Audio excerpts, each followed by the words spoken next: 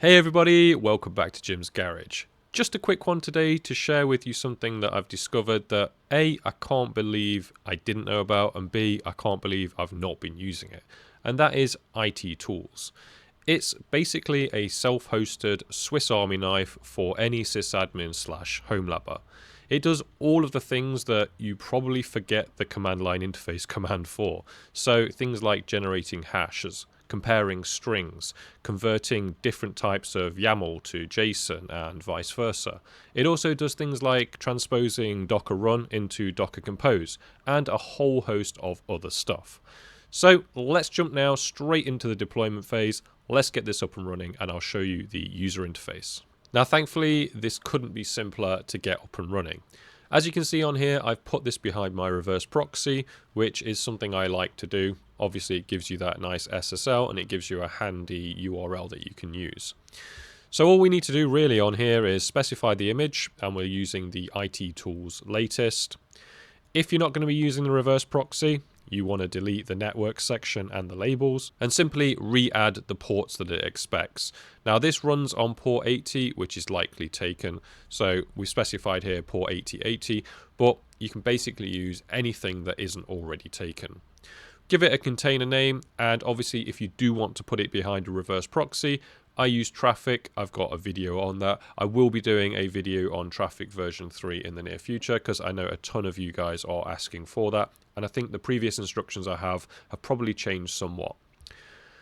So onto the proxy settings. I basically put this on my proxy network. You'll just need to change that to whatever network your Traffic instance is running on. After that, we simply need to give it a name. In this case, I've called it ittools.jimsgarage.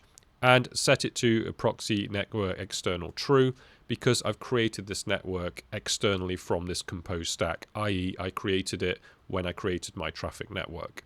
So that's pretty much it. All we need to do now is basically to spin up this container. Now handily in VS Code, there's now a run all services button. So if you've got a Docker Compose file like this, you can just click this button and then everything below in the services will spin up. Or individually, you can actually just click run service and it will do that specific service. So I'll just click the run all. It should pop up the terminal now. It should connect because I'm already connected to this host and I've got the Docker plugin here. You can see it's pulled it, it's completed, and now hopefully with any luck, this container is up and running. Let's head over to Portainer just to check that that's true. So over on my Portainer, you can see here that IT Tools is running, and if I click the logs, you can see here that everything is completed. We don't have any error messages, so we should be in a good position now to be able to hit that URL and enter the dashboard. Let's take a look. So if I hit return, here we are, we've got everything up and running. A reminder that you will need to add this address to whatever your DNS resolver is, otherwise you're going to get a 404.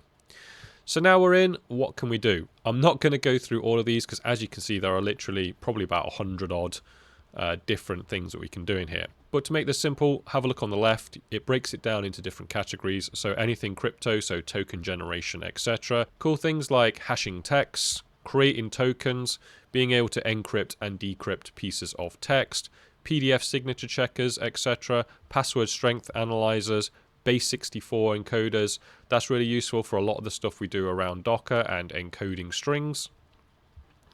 We've also got then in the converter some handy things, so probably of most use to me is things like the JSON to YAML conversion and TOML, especially if you don't have an IDE that supports that.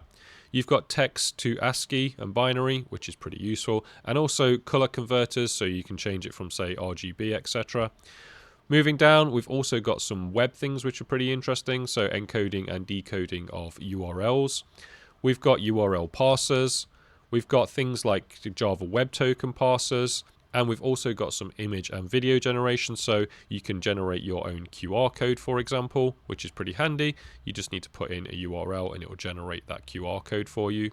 Similarly, it can do the same for sort of Wi-Fi generation, so if you've got a Wi-Fi password, you can print off your own QR code, stick that next to it, and then people can scan it. On top of that, we've got really handy things like Docker run. So you can convert here as an example, a Docker run command into a Docker compose, which is really handy. Do double check everything it spits out. Sometimes they're not always 100% accurate, but I've had some good results using IT tools. Other handy things on the left here, we can see that we've got some IPv4 addresses, so we can actually change IPv4 addresses into various other formats, which is pretty handy, as well as IPv6 and IPv6 short. We've got MAC address generators to make sure that the MAC addresses are valid, and then a ton of other, probably more edge case, nice, convenient things to have. So temperature converters, text statistics, text differentials, which is pretty nice. So it will show you if you have two bodies of text, the original versus the modified. Bit like we have in VS Code, or you've seen on GitHub when you do a request to change something. That's pretty good, especially if you want to check the authenticity against the original. So you might be thinking, why do you want this? Well, the key thing for me is everything in one place, but also the security and the privacy aspect. I suspect there's some of you out there who you hash your passwords and you just go onto a free website to do that for you. Be mindful that pretty much nothing in this world is free, except IT tools. And they're often going to be building up things like rainbow tables of everybody's passwords, etc. Also, there might be copyright things whereby uploading it to a converter actually removes your rights to own, say, image or text. So now we have everything in one place, all self-hosted with no privacy concerns. Let me know if this is something that you're going to use, and probably whether you've already been using it, because I appreciate I'm a bit behind the curve on this one. Anyway, as always, thank you very much for watching. If you've liked this video, give it a thumbs up, hit that subscribe, and I'll see you on the next one. Take care, everybody.